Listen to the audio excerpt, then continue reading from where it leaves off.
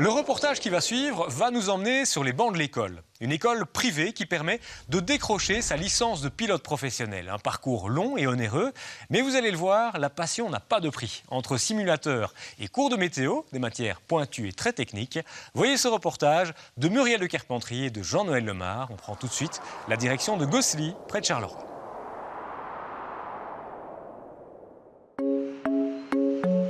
Sur le site de l'ancien terminal de l'aéroport de Charleroi, une école de pilotage. Pour notre élève, la journée commence par une heure de simulateur.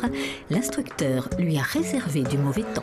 Les conditions météo sont assez défavorables. Nous avons un vent de 210 degrés 10 nœuds et nous montons à 7000 pieds d'altitude dans des conditions neigeuses. Liège Tower forgot inform Papa Mike, ready for departure.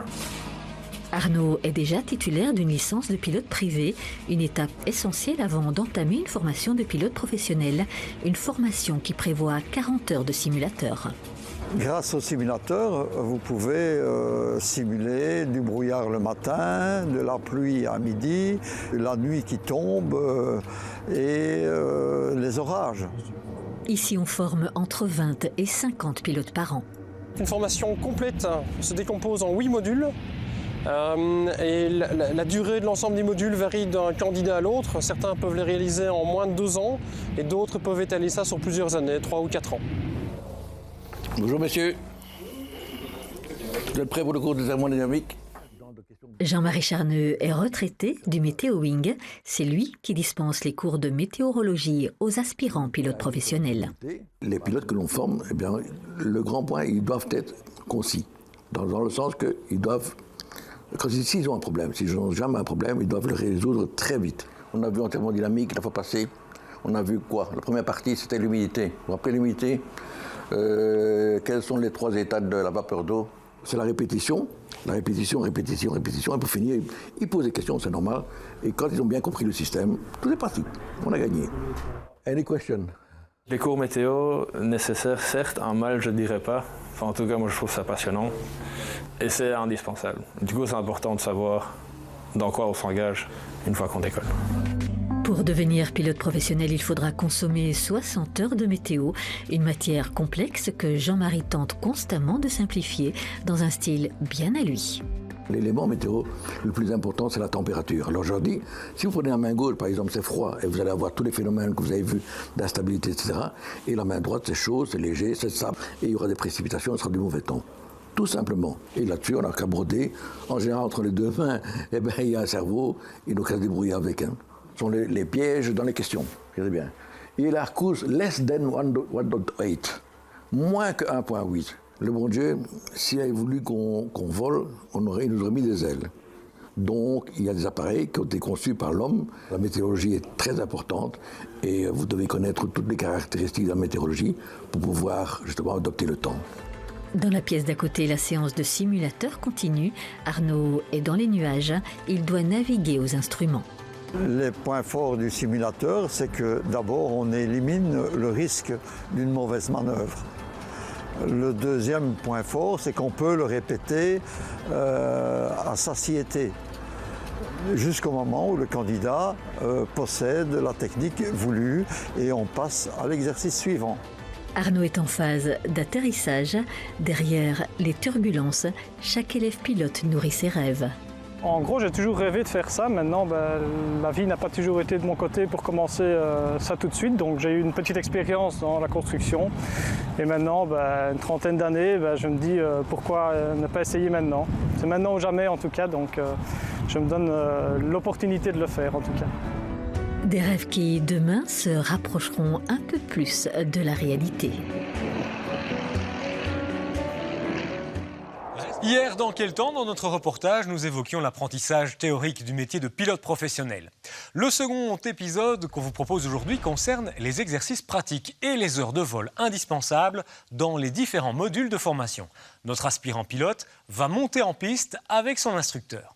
Muriel de Carpentry et Jean-Noël Lemar ont également pris place à bord. Voyez cela avec ce reportage direction Gosselies.